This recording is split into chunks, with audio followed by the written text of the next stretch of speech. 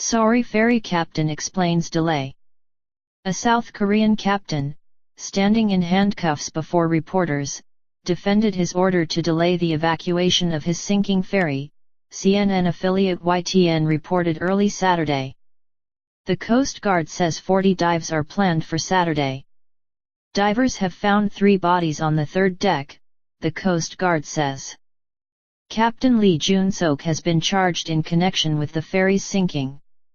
The news of Lee Jun-sok's arrest in connection with the sinking that left at least 29 people dead and more than 270 missing came as divers made their way to the third deck inside the wreckage where they found 3 bodies, according to the South Korean Coast Guard. The divers weren't able to recover the 3 bodies from a compartment, the Coast Guard said.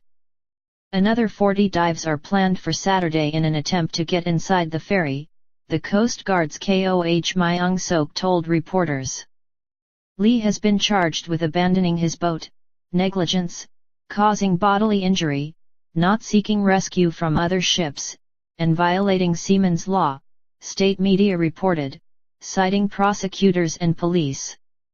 The charges against Lee appear to shed some light on what authorities have focused on in their efforts to find out what happened to the ferry making its way Wednesday from Incheon to the resort island of Jeju. It sank in frigid waters 20 kilometers roughly 12 miles off the coast of South Korea's southern peninsula. The captain of a South Korean ferry that capsized and sank this week explains after his arrest why he delayed giving evacuation orders. The captain of a South Korean ferry that sank this week said he delayed giving evacuation orders because he feared passengers would drift away. Lee Jun-sok, 69, was arrested with 2 crew members on Friday. He has been criticized for not giving orders to evacuate soon enough. Divers reported seeing 3 bodies in the ship on Saturday but were not able to retrieve them. The number of missing stands at with 29 confirmed dead. Some 174 passengers were rescued. Rescue operations are continuing for a 4th day but officials say visibility is poor and strong currents are making the work difficult. The captain faces charges including negligence of duty and violation of maritime law. Investigations are focusing on a sharp turn the vessel took before it started listing and whether an evacuation order could have saved lives. Footage from the ship appeared to show instructions from crew members for passengers to remain on board even as it tilted dramatically to one side. The ferry Swole was sailing from Incheon, in the northwest, to the southern resort island of Jeju. It capsized and sank within 2 hours. Drift away. Mr. Lee, who had already been questioned by police, was shown on television on Saturday after his arrest. I am sorry to the people of South Korea for causing a disturbance and I bow my head in apology to the families of the victims, he said. I gave instructions regarding the route, then I briefly went to the bedroom and then the sinking happened, he said. The current was very strong, the temperature of the ocean water was cold, and I thought that if people left the ferry without proper judgment, if they were not wearing a life jacket, and even if they were, they would drift away and face many other difficulties, he said. He added that rescue boats had not arrived at the time of capsizing. The helmsman at the time, Cho Jun-ki, was also among those arrested. He said that the ship reacted differently to what he had expected.